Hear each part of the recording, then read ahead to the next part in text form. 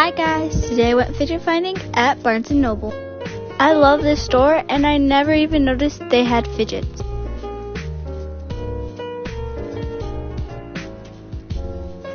They had many fidgets, especially Crazy Aaron's. They also had many slimes.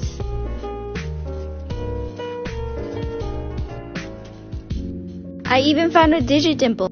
I'll be showing you guys what I got at home. I'm back home and I'll be showing you what I got. I got two things. First thing I got was this Shaggy Neato.